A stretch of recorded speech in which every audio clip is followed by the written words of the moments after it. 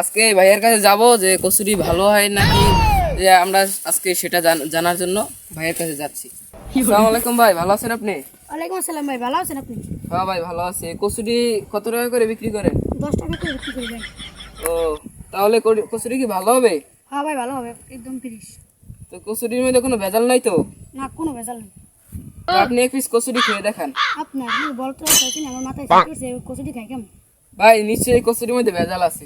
না ভাই, কচুরি তো কোনো ভেজাল নেই, কচুরি তো গরুর খাবার, খাই কেমন?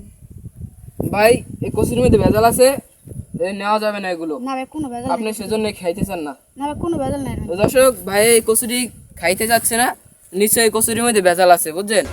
আপনারা কমেন্টে বলে দিবেন যে এই কচুরি খাওয়া যাবে না না যাবে।